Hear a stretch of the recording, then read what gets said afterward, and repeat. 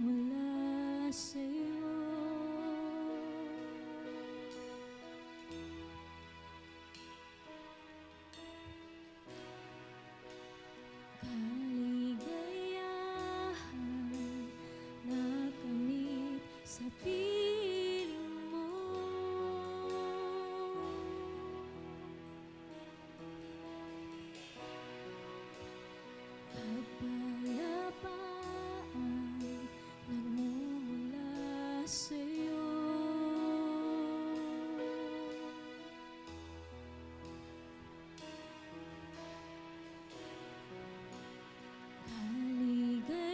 Kaligayahan nakamit sa piling mo. Wala nang hahanapin pa, wala nang nanaisin pa, kundi mamalagi sa piling mo, aming Ama.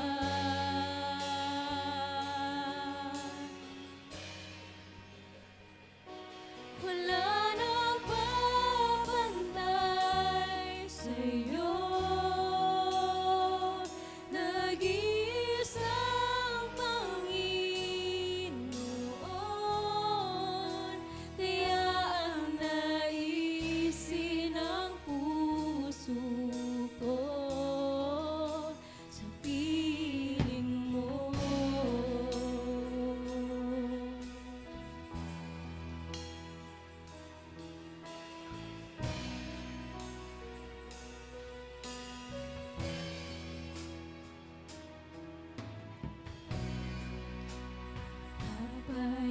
Kapayapaan nagmumula sa'yo.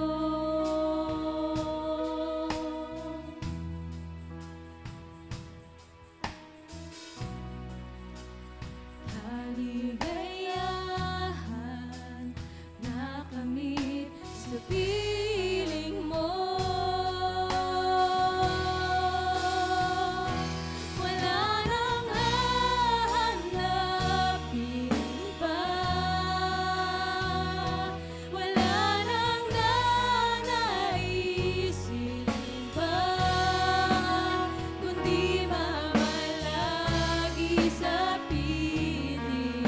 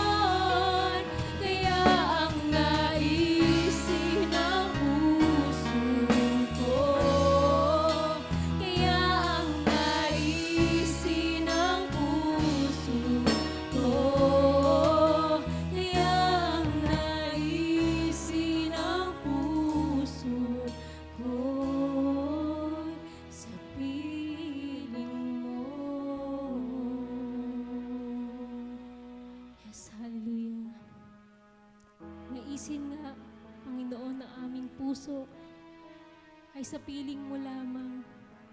Pagkat sa piling mo na may kapayapaan, ikaw ang aming kanlungan. Kaya't ikaw ay aming pupurihin, O Diyos. Pagkat ikaw ay karapat-dapat. Hallelujah.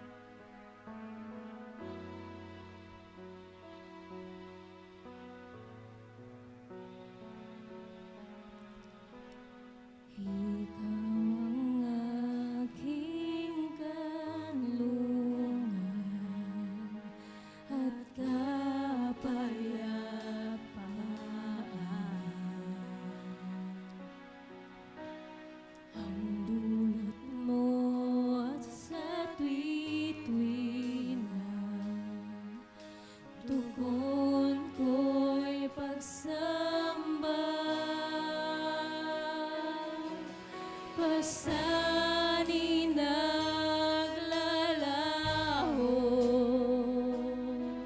sa ating pagtatagpo.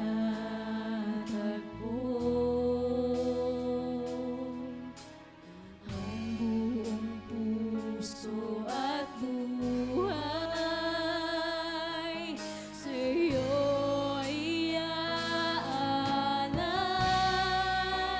Diyos, ikaw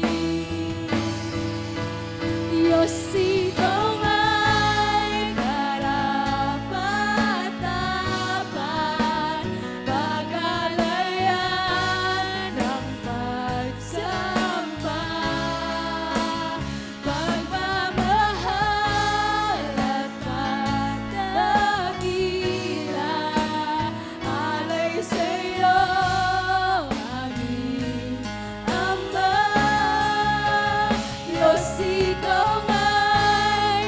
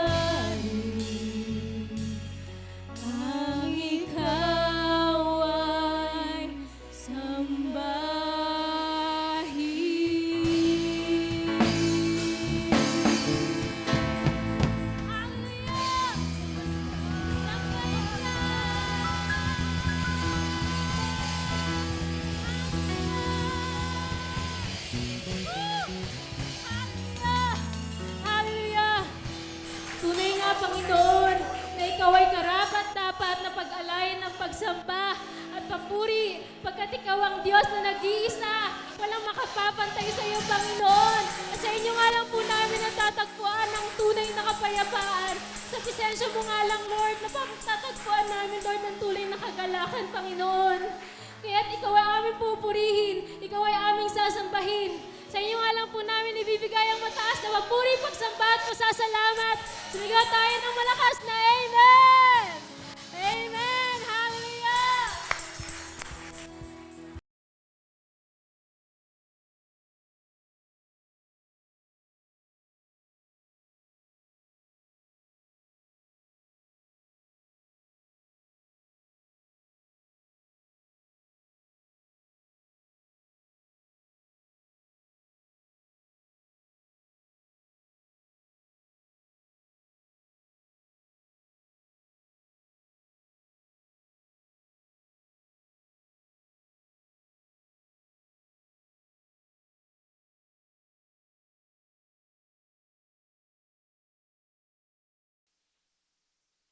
God.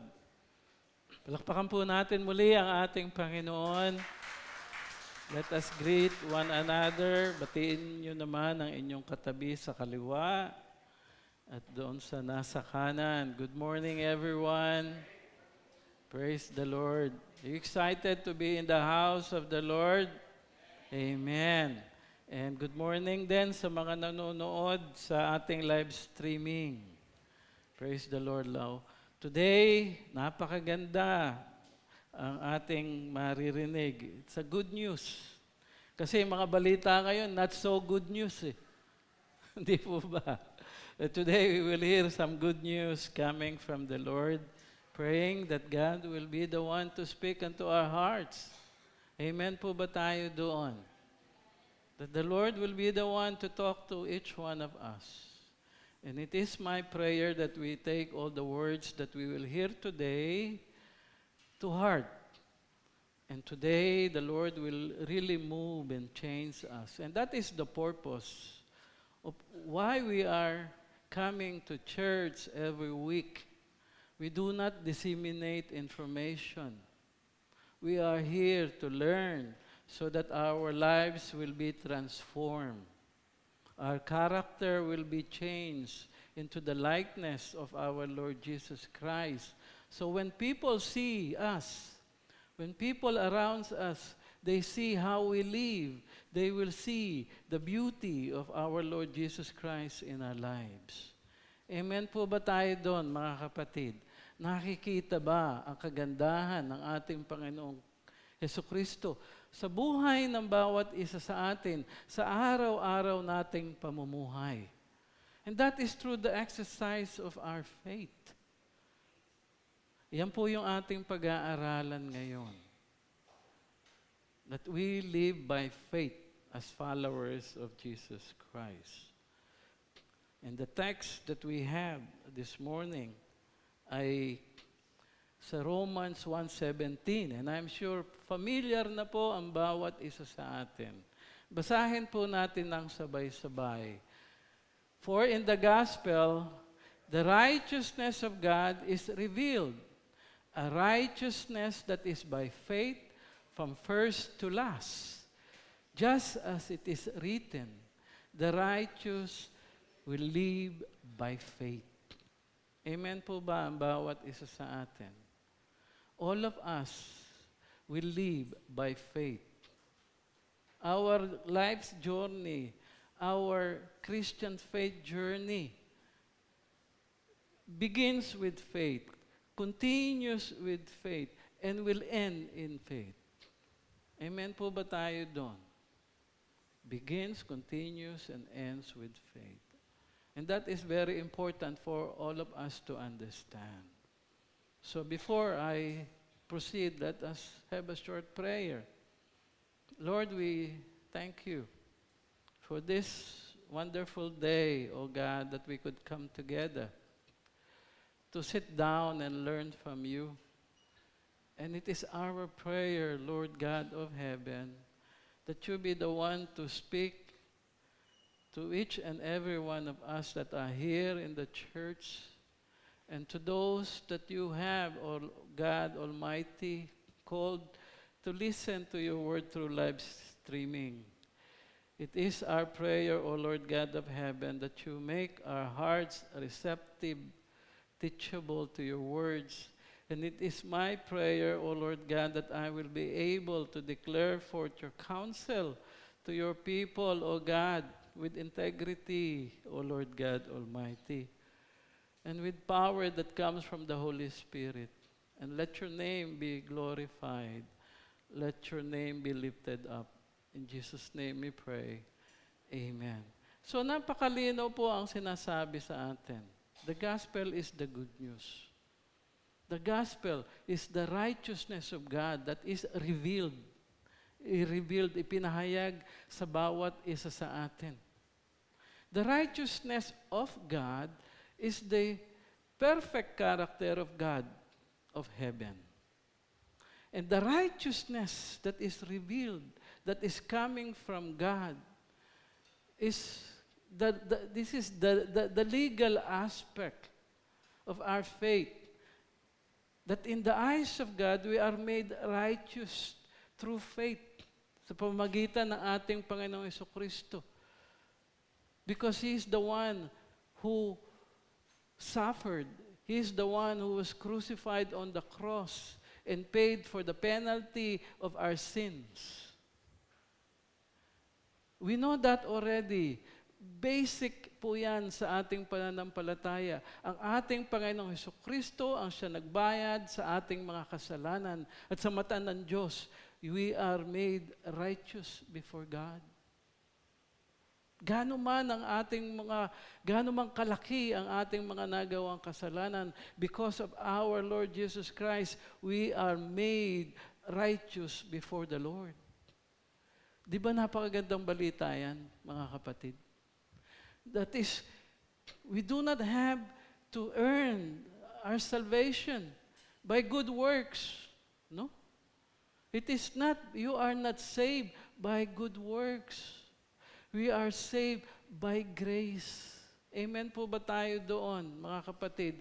We are not saved by practicing religion without any relationship with God.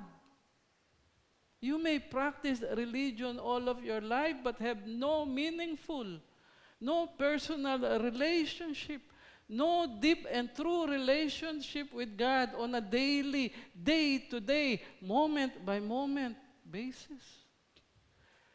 You just come to church and after that, lives go on. Parang supplementary lang siya. But what we will learn today, that life is not about you. Life is not about me. Life is about God. Amen po ba tayo doon? Life is about God. And because of God, we have God as our portion. Eternal life that He has promised to each and every one of us. And that is the greatest, that is the portion that we have. So much so na ang bawat isa sa atin, we are persevering, moving forward through faith to that direction. Ganun po ang takbuhin ng ating mga pamumuhay because of the gospel that is revealed unto us through our Lord Jesus Christ. So napakaganda po niyan, mga kapatid. Makikita po natin, sabi po dito sa Philippians, what is more? Sabi niya, I consider everything lost because of the surpassing worth of knowing Jesus Christ my Lord, for whose sake I have lost all things. I consider them garbage that I may gain Christ. Priority po. Priority po ng buhay ni Paul ang ating Panginoong Jesucristo. Priority po ba ng ating buhay ang ating Panginoong Jesucristo sa mga oras na ito? O priority, it's sa ating panalangin that your will be done. Di ba? When we pray, Lord, let your will be done on earth as it is in heaven. Lord, let your will be done in my life. Kahit na ganong kahirap ang aking pinagdadaanan, kahit na gano'ng kagulo ang nasa aking paligid, let your will be done. Amen po ba ang bawat isa sa atin? Or is it, let my will be done? Sumunod ka lang sa akin, Lord. It is God who is in control. Amen po ba ang bawat isa sa atin? Napag-aralan na natin, madalas ko na na-share, that all things work together for good to them who love God and to them who are called according to His purpose. May layunin ng Diyos sa mundong ito at sa buhay ng bawat isa sa atin. And all these things will be for our ultimate good. Sometimes we don't even understand. But it is God who is working things out sa buhay ng bawat isa sa atin. So that we will be found in Him, not having a righteousness of my own that comes from the law, not from practicing religion, not by doing good works, but that which is true faith in the righteousness that comes from God on the basis of faith. So, we keep trusting God. We keep on believing God, even though we do not know. Ang mga prayer natin kadalasan when I'm facing a very difficult situation, Lord, if I cannot see your hands, if I cannot see your hand on the things that is happening in my life, let me see your heart. Because in the heart of God, I will find the assurance of His everlasting love, His unfailing love, His endless mercy and amazing grace, and perfect justice. Why is that? Why do we face life with confidence? It is because being confident of this, that He who began a good work in you will carry it on completion until the day of Christ Jesus. Ang sinimulan ng Diyos sa buhay mo, tatapusin niya hanggang sa kanyang muling pagbabalik. Amen po ba ang bawat isa sa atin? He will finish what He has started in your life. Kahit gaano kagulo. Kahit gaano kagulo as you navigate life, habang tinatakbo mo ang iyong landas sa buhay na ito, for whatever situation, for whatever circumstances, when God has called you, He will complete it. God will pursue you. Amen po ba? Kahit noon mainit ka sa Panginoon, pagkatapos manlalamig ka, God will pursue you. Because He has a purpose in our lives. Amen po ba, mga kapatid? God has chosen you. You did not choose God. It is God who has chosen you. Even before you were born, God has formed each one of us. And God has called each one of us by name. He even knows how many hairs you still have on your head. Amen po ba, mga kapatid? Kilala ka ng Diyos. Mas kilala ng Diyos ang iyong pagkatao kaysa sa iyo. Mas hindi mo mga kilala ang iyong pagkatao. Sometimes hindi mo man alam kung ano talagang gusto mo eh. Amen po ba, mga kapatid? You don't even know yourself. You don't even know what you really want.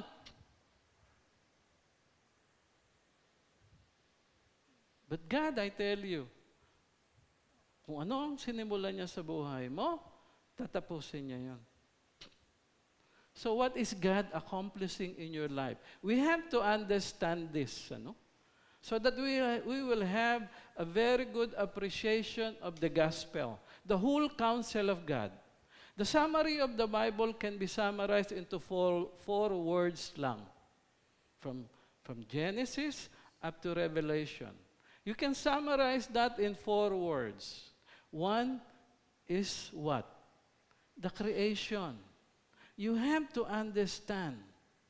Genesis, God created the heavens and the earth. It is God who created everything. Amen po ba, mga kapatid? We are not a product of a big bang.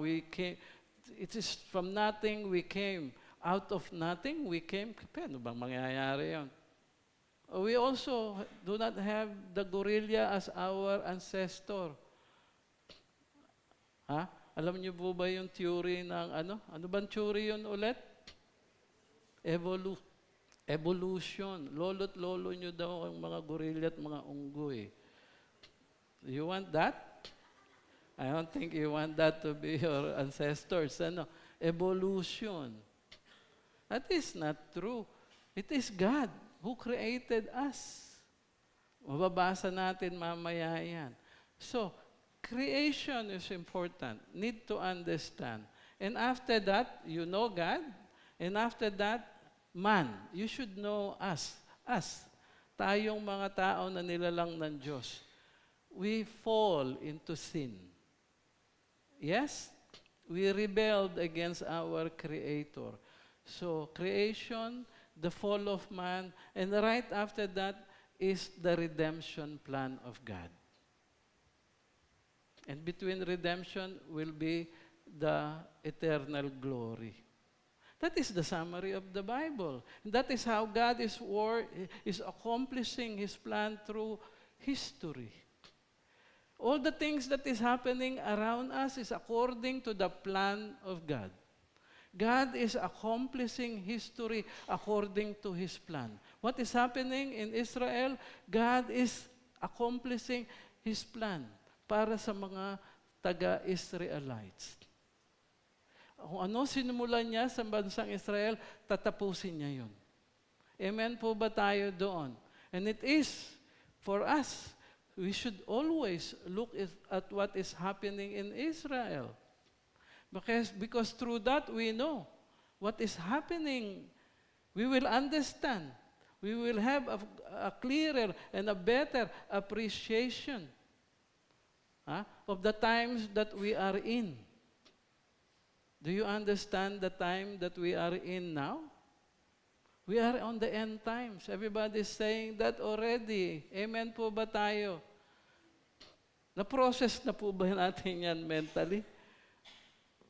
This is the end time period. Everybody is saying that already.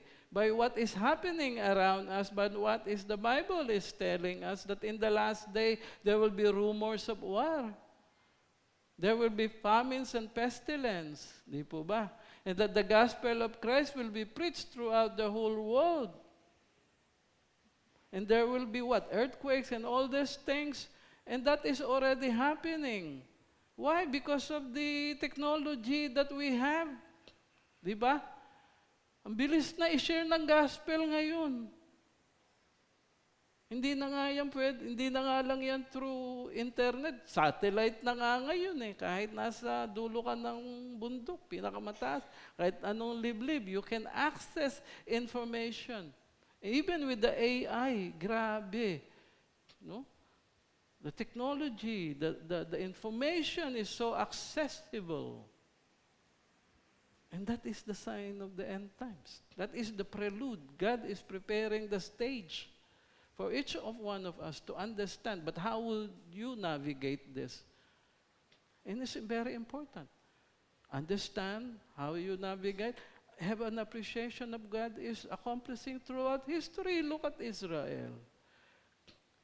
Because through Israel, God is working. You will have the Antichrist and all these things. Read Revelation. So you understand. So you are aware. So you know how to live. Hindi ko naman kayo tinatakot. But that is what is happening. And that is my responsibility to make each one of us understand. No, there is creation, then we fall, redemption, then eternal glory. That's the summary of the Bible. That's the heart of the gospel. Amen. That's why Jesus Christ came to this world. Katawan tao siya to die for each one of us, to pay for the penalty of sin. And that is in the fall of man, then creation, and then redemption. Sa atin kasi, dalawa lang ang alam natin eh. Ano yun? What we only know is redemption and then eternal glory. Creation, fall of man. Yun lang ang natin nalalaman. It should be 4. Kailangan yan, makikita natin, creation, fall of man, redemption, and eternal glory. Hindi fall of man and redemption. Umatay si Kristo, pagkatapos siya'y muling babalik. Redemption. Binayaran niya yung mga kasalanan natin. Ganun lang karamihan ng ating pagkakaunawa, di ba? That is the gospel. That is very good. But to have a better appreciation, understand the creation, who is God, the fall of man, sino tayo, kanyang mga nilalang, what's our responsibility, and redemption, what is the plan of God, and then the eternal glory. Naunawaan po natin, hindi yung abbreviated creation and fall of man lang. So, Genesis 1:1, creation. Pakibasa.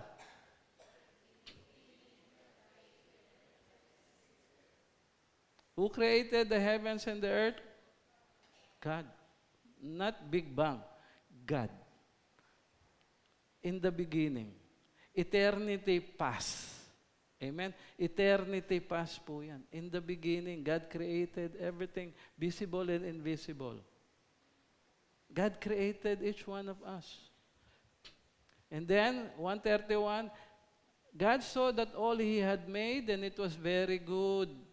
And there was evening, and there was morning, 6th day. So, natapos po niya yung creation na gusto niyang gawin. Anong creation niya? Very good. Amen po ba tayo doon, mga kapatid? Lahat ng nilalang ng Diyos, very good. Walang pangit. Kahit sa bawat isa sa atin, walang pangit. Sa mata ng Diyos, lahat tayo ay maganda at pogi. Amen po ba tayo doon, mga kapatid? Very good.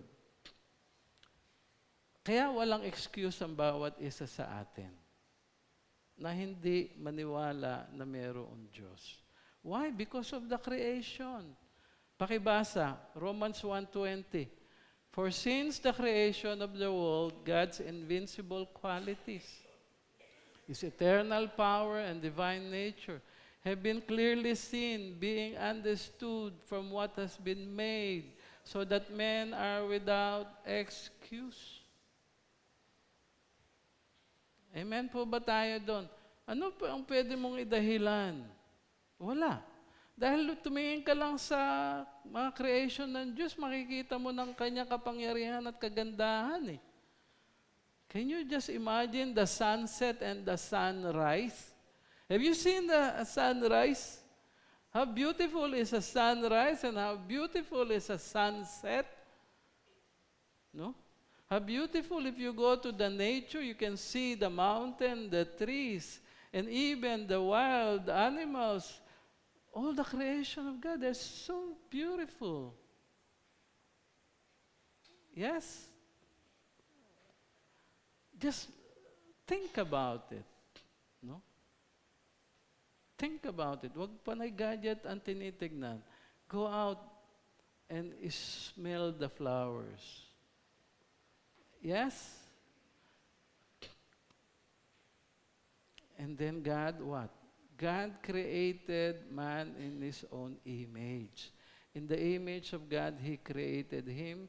Male and female, He created them. God created each one of us. We are God's creation. Yes? You are. I am. God creation. And then who owns me? Diba? God owns us. We do not even have a right sa sarili nating buhay. Because it is God who owns us. It is God who decides, not us. Amen po ba, mga kapatid?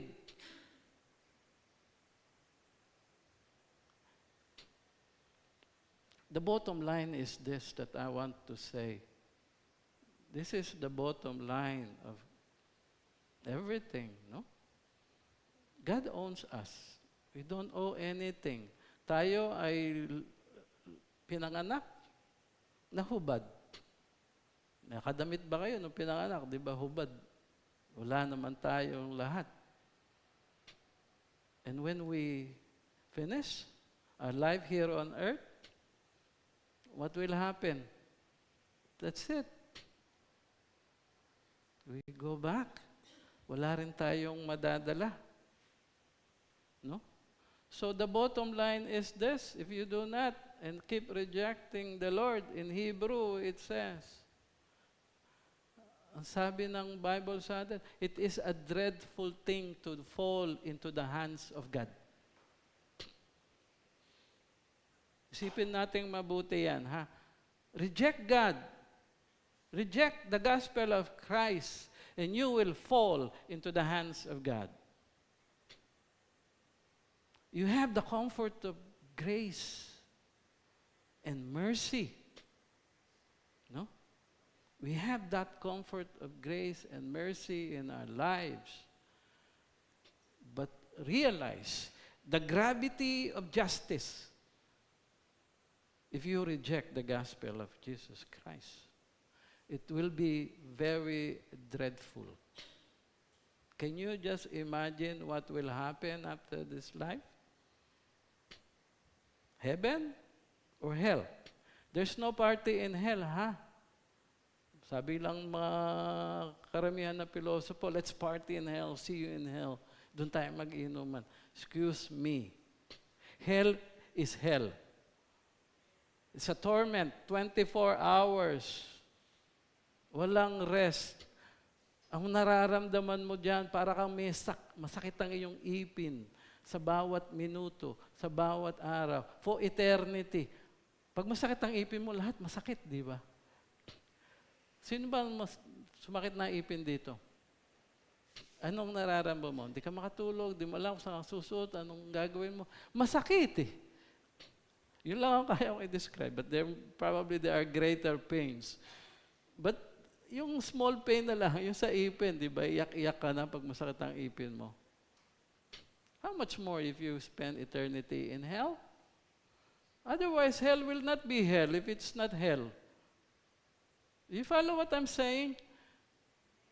Ganon. It is hell. No? So what would a man gain if he wins the whole world and lose his own soul? What would you gain? Nothing. Nothing. So think about that for a moment. So that we will have a high view of God. Because He's the one who created each one of us. Amen po ba tayo doon, mga kapatid? Kailan mo pa isusuko ang buhay mo sa Diyos? When? You have to really consider this seriously. Coming here is not practicing religion. Coming here is worshiping God. Coming here is learning from God. Coming here is so that we will grow in our faith. Otherwise, when you come face to face with Christ, you do not want to hear. Get away from me, I do not know you. Di ba? Nabasa natin yan sa Bible, di ba? To know you. Lord, di ba nag-serve ako? We cast out demons and heal the sick. Sorry, I do not know you. Those are religious leaders. They practiced religion. They did not serve God. They're doing ministry out of vain conceit and selfish ambition, and not for the glory of God, not for the love of God. And that is it. Don't come here because of what you can get. Come here to offer yourself as a living sacrifice before God, which is your honorable service that will be holy and pleasing to the Lord. You come here to offer. Amen po ba tayo doon? Don't come here with a your entitlement mentality. Gusto mo maganda lahat, gusto mo binabati ka, etc. No. Come here to offer. To offer. Kaya nga tayo, di ba yung mga Jewish during the Old Testament, they come to offer, to worship. Wala na nga tayo doon eh. It is by grace that we can access God. We don't have to kill animals so that our sins will be forgiven. Jesus Christ paid for that. It foreshadows what Jesus has done for us so that we will have access to God the Father and worship Him. Worship our Creator. That is our reasonable response to Genesis, to creation. So that is, for each one of us, need to have the better understanding. Who is God in your life? Is He God? Really God? Or you are the one who really is in control?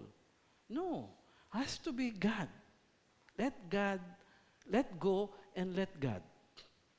Amen po ba tayo doon, mga kapatid? The earth is the Lord's and everything in it, the world and all who live in it. Lahat yan, pag-aari ng Diyos, lahat yan. We are responsible. We have to be good steward of all the things that God has given us and God that has created. But what do we see around us? Decay, death, and all destructions. That's why we also need to take care of the environment that we have. Amen po ba tayo doon? Hindi po tayo burera sa ating environment, tapon ng basura kung saan-saan. Minsan, tatapon mo sa bakod nung kapitbahay mo yung basura mo. Hello? Tapos may aso ka, pinatatae mo lagi lahat dyan sa karsada, wala nang madaanan ng tao.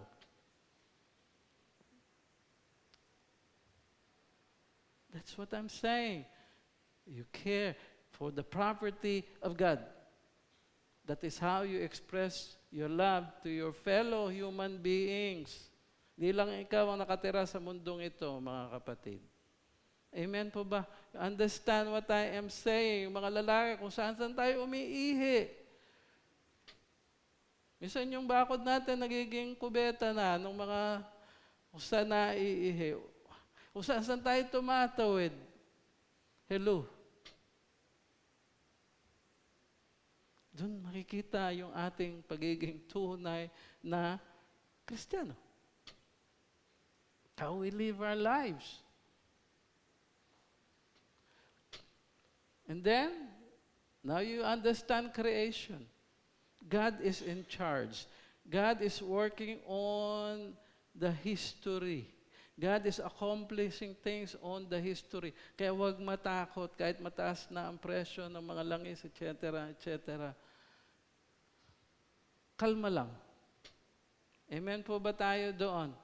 Because God is the one who is in control. So, huwag kayong masyado napupuyat. Kalma lang. Magtiwala tayo sa Panginoon. Then the fall of man, we have to understand ourselves. Ano ba nangyari sa atin? Nangyari. Tayo nagkaganito. So, simula yan eh. Okay. Mga lalaki, magbasa. Sa Genesis 2:16, ibinigay ng Diyos ang kanyang command sa kanino? Kay Adan. Wala pa si Eva noon. Genesis 3 pa kinreate si Eva eh. Tayo pa lang mga lalaki nandito sa mundo. Basahin natin anong sinabi sa atin ng Diyos. And the Lord God commanded the man, you are free to eat from any tree in the garden. Any. Except 2:17.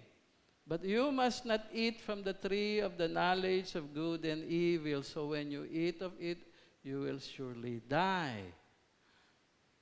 So meron tayong free will. Ano po? That is what is in there.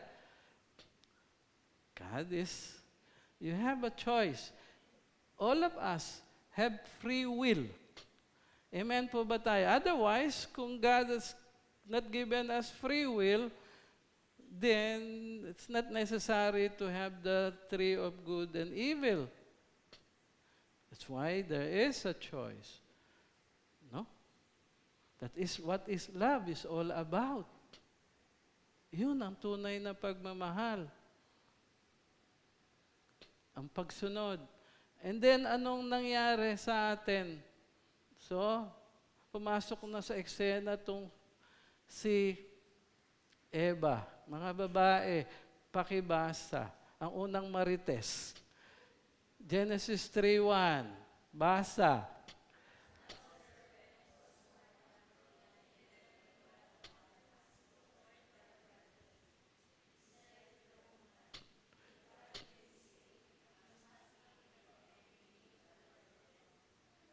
So, nakipagmarites. Yeah? Nakinig. Basahin.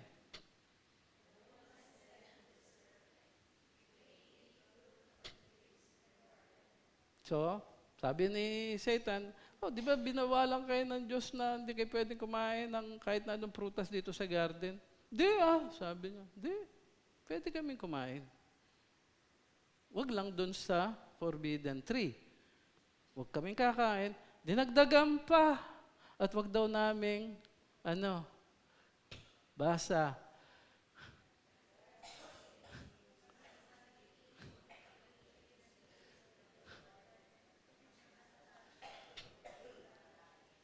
Anong dinagdag? Hindi nga pwedeng hipuin eh. Hindi naman sinabi ng Diyos yun Di ba? Pwede kayong kumain except from that one tree. Pero sabi niya, tama yung sinabi niya, except for one tree. Dinagdagan lang niya. Hindi nga namin pwedeng hipuin yun eh. Di ba? Nagmarites. So, sinabi ng Diyos kay Adan, yung utos niya, si Adan, sinabi niya kay kay Eva. Tapos naman, ito namang si Eva, nakipagmarites naman siya kay Satan. Siya tuloy ay na-deceive. So that's what happened. And because of that, sabi niya, you will not surely die. The serpent said to the woman, no, hindi kayo mamamatay. For God knows that when you eat of it, your eyes will be open and you will be like God, knowing good and evil. So they preferred to learn what is good and evil from Satan rather than from God. Sinabi na nga ng Diyos, wag eh. The choice. And what happened? When the woman saw the fruit of the tree was good for food, that is the lust of the flesh. Tree, eat for good to eat. The fruit is good to eat. Lust of the flesh. And pleasing to the eye. Lust of the eye. Di po ba? And also desirable for gaining wisdom. The pride of life. Yun ang sinasabi sa atin ni Jen, ang mga kasalanan ng bawat isa sa atin. Lust of the flesh, lust of the eyes, and the pride of life. It's good for gaining wisdom. And she took some and ate it. She also gave some to her husband who was with her, and he ate it. Sad story. Anong consequence nitong action na ito? They fall. No? Kasala sila. They are separated from God. That separates them from God. And that is what you call the spiritual death. No more connection. That's not how they were created. We are created to be with God. Because of this, we're on our own. In the physical world. That's it. That's the fall of man. That is us. Now we understand kung sino tayo? Okay. So, because of that, nabago ang ating pagkatao. Now we become sinners, no? Sa totoo lang, basahin natin, we are not sinners because we commit sin. Rather, we commit sins because we are sinners by nature. Naintindihan niyo po ba ngayon ang ating sitwasyon bilang nilalang ng Diyos? By nature, we are now sinners. Example po yan is apple tree. Apple tree does not become an apple tree because it grows apple. No? It grows apples because it is already an apple tree by nature. Malum? Naintindihan? Naintindihan? Ganun ang bawat isa sa atin eh. No? When we sin, we do not become sinners. We are already sinners, that's why we sin. So the problem is the nature. It is our inward condition that we inherited from Mr. and Mrs. Adam and Eve. Dati, dalawa lang sila sa mundong ibabaw eh. Ngayon, ilan na tayo? 7 billion? Hello? Tama ba yun? Something. Population ng buong mundo. Dati, dalawa lang yan eh. Mr. and Mrs. Adam and Eve. O ngayon, ilan na? 7 million. So, God has to have a plan. Di naman pwede wala siyang plan. It's great, wala naman siyang plano. God has a plan. So, anong plano ng Diyos? Ang plano ng Diyos sa bawat isa sa atin is He already gave a promise that He will redeem us through the seed of the woman, which we will talk later. But because of that, because of the nature that we all have, we have inherited an inclination to be selfish, to be self-focused, not God-focused. Amen po ba tayo doon, mga kapatid? We are all self-focused, whether you admit that or not. We are not God-focused. Tignan nyo lang yung mga isip nyo. Sa buong maghapon, gaano nyo kadalas naiisip ang Diyos? O pag may problema lang? O may sakit? O kung walang pera? Why? Because we're just self-focused. We live on our own. No? Kung anong maganda sa atin, that's what we're thinking. That's what is life all about. But what I'm telling you now, life is not about us. Life is about God.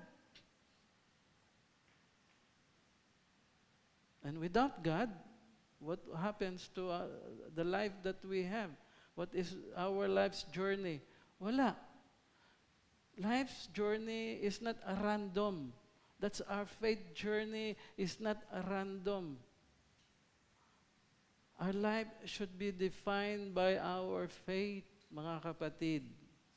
Is your life defined by your faith? Ina-align mo ba lahat yan sa kalooban ng Diyos? You seek God through prayer, you commit to His words, and then you pray and you decide. And then you readjust kung sa tingin mo hindi naayon sa kalooban ng Panginoon. That is life's journey, mga kapatid. Why? Because you always acknowledge God because He is the one who owns each one of us. And because of what happened, as it is written, no one is righteous. Not even one. There is no one who understands, no one seeks God. All of us, we have inherited the inclination of being selfish and self-focused. And in the eyes of God, without Christ, what? We are not righteous. We do not meet the standard of God. There's no way. Di po ba? Because God's way is higher than our ways. His thoughts higher than our thoughts. Your good works are just like a dirty rags before the eyes of God. There's nothing we can do to earn a place in heaven. Nothing. Because all of us have turned away. They have together become worthless. There is no one good who does good, not even one. There's nothing. Kahit na anong gawin natin, hindi natin pwedeng ipilit ang gusto natin sa Diyos. Hindi natin pwedeng ipilit ang sarili natin sa Diyos. It is only through Christ that you will become righteous. That is the gospel. Palakpakan po natin ang ating Panginoon. So understand this. Apart from Christ, there's nothing you can do. Christianity is a religion of grace. Grace lang po yan. All of us also live among them at one time, gratifying the craving of our sinful nature. Yan yung naging nature na natin. Hindi na godly, sinful nature and following its desires and thoughts. Like the rest, we were nature object of God's wrath. That is, we became enemy of God. God's wrath. It is dreadful to fall into the hands of God. The gravity of justice when you reject the gospel. So then, the redemption.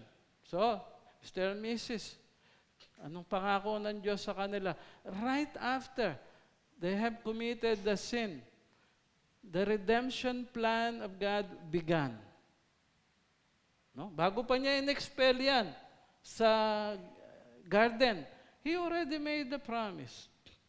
Because God is in charge. Satan cannot destroy the plan of God. Amen po ba tayo doon, mga kapatid? Hello? You believe that? Satan cannot destroy the plan of God. And then God made the promise, and I will put enmity between you and the woman, and between your offspring and hers. He will crush your head, and you will strike his heel. So there will be this enmity, the conflict between Satan, and the offspring of the woman. That foreshadows Jesus Christ, no? Strike the heel, kasala.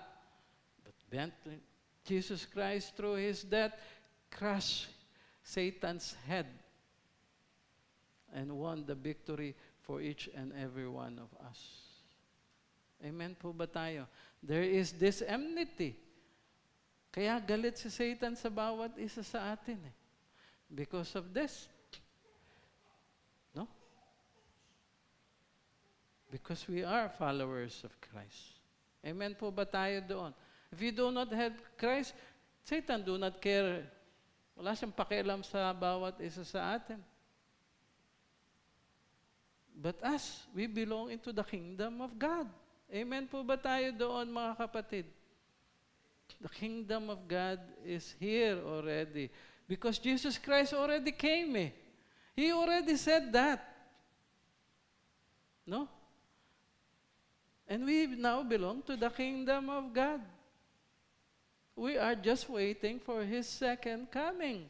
And then He will take us to heaven.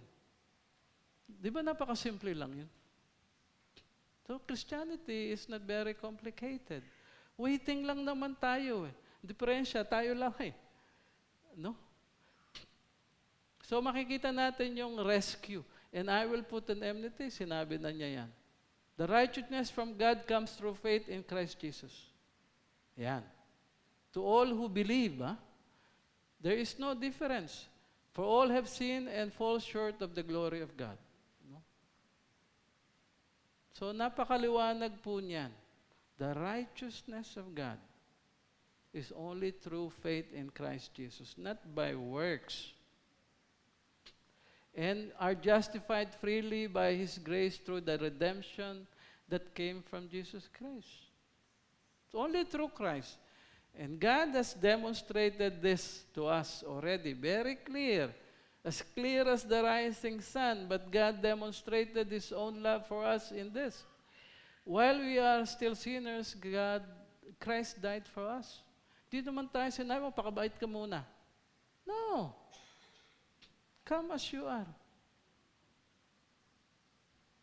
Jesus Christ died for you. Amen po ba tayo doon? Walang hopeless na tao sa Panginoon Diyos. Christ died for us. Kahit na gano'ng kalaking kasalanan natin. He demonstrated His love. Since we are now been justified by His blood, how much more shall we be saved from God's wrath through Him? Ayan. Ligtas na tayo sa penalty ng ating makasalanan. Now we are enjoying the grace of God. Amen po ba tayo doon? Palakpakan po natin ang ating Panginoon. You should always be thankful. Why? Because you have God as your portion in life. That is the most important thing. It's not about money. It's not about your possession, not your intellect, not your good looks. No? It's all about God because you have God as your portion. Yun ang pinakamasarap sa lahat. Kahit na gaano kahirap ang buhay mo dito, you have God as your portion. There is heaven waiting for you. Kalma lang. Amen po ba tayo doon? Endure. Sandali lang yan. For if when we were God's enemies, we were reconciled to Him through the death of His Son, how much more having been reconciled, shall we be saved through life? No? Nireconcile na nga tayo ng Diyos eh. Kaya sabi niya, kalma lang. No? How much more, having been reconciled, we shall be saved through His life. So lahat ng pinagdadaanan, God will see us through. God will not remove the pain. God will not remove the suffering. But God will see us through. Amen po ba tayo doon? We do not know the purpose. We do not know the reason why all the sufferings. But God has a purpose and a reason. Maybe He's preparing us for greater things. Look at what happened to Joseph. Have you read the story of Joseph, the dreamer? Hello? Ano nangyari sa kanya? He was put in prison. He was falsely accused as a rapist and all this. He was sold as a slave. And then he doesn't understand what's going on, Lord. But God has a reason and a purpose. He's preparing his family to become a nation so that they will be exiled in Egypt. Yes? And that through Egypt, dadami sila, and they will become the nation of God. Hiwalay sa mga tao nasa kanilang paligid who are worshiping idols. So God separated them. That's the greater purpose. But of course, Joseph do not understand that. On the hindsight, we understand that because we know and we have read his life. But in our own life, we do not understand because we don't know. Amen po ba tayo doon? So, because we are reconciled, we have to take part of the work of God. Because what is God accomplishing in human history is this. God is working in His creation. Huh? God is working things for us. And God is working things in us. Binabago tayo ng Diyos. We are justified, sanctified. And God is working through us. God has to work through you, through me, so that we can preach the gospel to other people. How is God working through your life? Meron bang nahihipo ang Diyos sa pamamagitan ng buhay mo? O wala? It has to be. It has to. You have to touch somebody else's life for Christ. And the best thing is to share the gospel. Ayan. When Jesus came to them and said, all authority in heaven and on earth has been given to me. I already taught you. I have discipled you, sabi niya sa 12. Now you believe. Ganon din ang sinasabi niya sa bawat isa sa atin because Jesus Christ is alive. Amen. We all believe that He returned from the dead and is coming back and He is alive. And because He is alive, the commandment stands. The commission is there. What is our part in that great commission? How do we participate on this?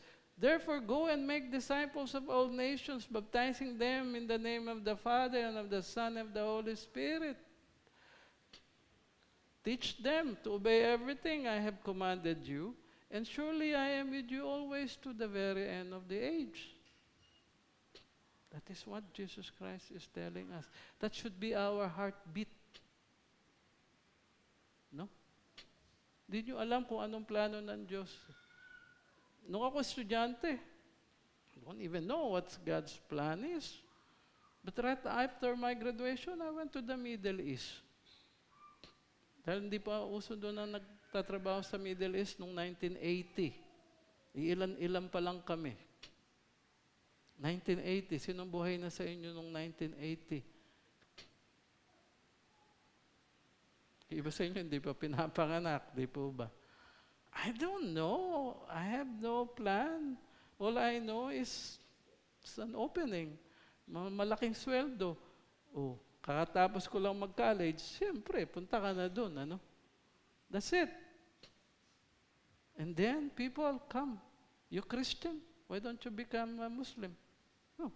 Hindi ko pa ka nabasa yung Bible eh. Pupunta naman ako sa Quran. Oh, so sabi, binasa ko yung Bible. That's how God discipled me. No? Although nagba-Bible study ako nung college, but God has a different plan. Doon ako na nag-minister sa Middle East. Can you just imagine that? You don't know what God's plan is, but you have to participate. So from Middle East, after that, napunta naman ako sa Vietnam. Oh, dami din hindi nakakakilala kay Kristo. But I was able to introduce Christ to so many people who do not know. Therefore, if anyone is in Christ, he is a new creation. I am new. When you accepted Christ Jesus as your personal Lord and Savior, nabago na yung nature natin. Nag-iba na yung ating interest. Hindi po ba? Hello? Pare pa ba yung interest nyo bago kayo naging Kristiyano at ngayon Kristiyano na kayo? O may pagkakaiba? Di ba may malaki ng pagkakaiba? Yung mga sa ating mga lalaki, as far as I remember, yung mga mahilig mambabae, hindi na nambababae. Yung mahilig sa sugal, di na nagsusugal. Yung mahilig sa inom, di na nagiinom. Why? Because already, God has changed us. Dapat makikita yan sa atin. God is changing you from faith to faith, from first to last. Sabi nga nung binasa natin, from faith to faith. Ayan na po, matatapos na po natin. And God has reconciled the world to Himself in Christ, not counting men's sin against them, and He has committed to us the message of reconciliation. You have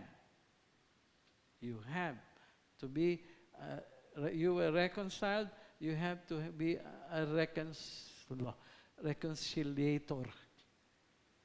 Ayan. So what do we do about this? No? Well, as I said, commit to the truth of the Word of God and willingness to live it and proclaim it. Live what is written in the Bible. Practice what you learn. Amen po ba tayo doon? Hindi lang head knowledge. Practice it in daily life so that we will be changed. So sabi nga ni Martin Luther, the mark of a saint is not victory over all their sins, but struggle with the sins that they have. Of course, you cannot achieve sinless perfection. You will still sin. But there is God. Amen po ba tayo doon, mga kapatid? You will still sin even if you are a Christian.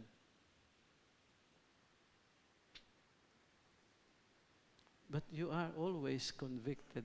That is the beauty. Amen po ba tayo doon, mga kapatid? Not that I already obtained all this or have already been made perfect, but I press on to take hold of what for which Jesus Christ took hold on me. Yun ang sinasabi ni Paul. Sabi niya, I just persevere. Hindi ko pa na-attain yan. Kakasala pa rin ako. Nagagawa ko pa rin ang ayaw kong gawin. No? So, holiness is a journey pressing forward, not instant perfection. Resistance is a proof of allegiance. If you're fighting, you're on the right side. If you're always being convicted, you are on the right side of God. Amen po ba tayo doon? But if you are no longer convicted, hello. So, before you end the day, you pray. And you ask the Lord, Lord, search my heart. If there's anything that I have done, convict me so that I will confess. Makikita mo, pupunta yun. Oh, sorry Lord Glory to me pala yung kanina, yabang ko pala lang dun sa sharing. Oh, sorry Lord, dinagdagan ko yung kwento ko so that I will look good. Oh, sorry Lord, nagsinungaling pa ako sa boss ko. Yung madalas ko yung na-experience when I was still working. Sabi ng boss ko, okay na ba yung binigay ko sa'yo? Tapos na po. Pero hindi ko pa nagagawa. Sabi ko lang, tapos na, para hindi ako mapagalitan. But when you go and before you sleep and ask the Lord, maalala mo yun. You just have to be authentic before the Lord. You have to be honest. Amen po ba, mga kapatid? Just be honest. Diyos na nga, bubulahin mo pa eh. Just be honest. Sorry, Lord. Brutally honest against yourself. Sorry, Lord, nasobrahan ako sa cellphone. Dapat, sobrahan ako sa Netflix. Hindi na ako nagbasa ng Bible. Yung sinabi kong pagpipray ko, sorry, Lord, di ko naman napag-pray. Nakalimutan ko eh. You know, just be honest. Cannot attain sinless perfection. It's a journey. It's a journey. So obedience through faith. A faith response to the gospel will always include simultaneous call to obedience. Because a response to the gospel is what? It's a response to Jesus Christ. Hello? So eternal glory. Bilisan na lang natin to. Then I saw. That's the last part. Dito tayo. This is our exit plan. Meron ba kayong mga exit plan? Naririnig natin yan dito sa mga balita. What's the exit plan? So, anong exit plan natin dito sa buhay? to be there. Then I saw a new heaven and a new earth, for the first heaven and the first earth had passed away, and there was no longer any sea. And I saw the holy city, the new Jerusalem, coming from out of heaven from God, prepared as a bride, beautifully dressed for her husband. And I heard a loud voice from the throne saying, "Now the dwelling of God is with men, and he will live with them, and they will be his people, and God himself will be with them and be their God." I saw the holy city, the new Jerusalem, coming down out of heaven from God, prepared for a bride beautifully dressed for her husband. So, makikita po natin dito mga kapatid, that is heaven, described by John. John, of course, do not have the vocabulary to describe all these things in our modern terms. But he is already describing heaven. It is a place. It is there. Amen po ba tayo? Hindi yan kathang isip. Nakita po niya yan. Na-describe po niya yan. Mga kapatid. And that should be the exit plan for each and every one of us. Be saved, go to heaven. Amen po ba tayo doon? It is not a random journey. Hindi pwedeng random lang, bahala na. Basta lang, sige lang, sige lang, sige lang. But where are you going? Where are you heading? So ngayon pa lang, pag-isipan na natin. Seryosohin na natin. You are saying you have to understand the time that we are in. If you are saying this is the end time, be prepared. What should be the response of each and every one of us? The response should be, "Lord, revive us. Revive my heart. I have been a Christian for so long. I have been a Christian for so long. But I have not reached my full potential." Why is that? Because of complacency. Because of my laziness. Yun po. And that is the response that we should have in hearing the message this morning. Yun lamang po. Then the conclusion, bawat isa sa atin, the gospel is the power of God that takes us from creation. You know who God is. Through the fall, you know who we are.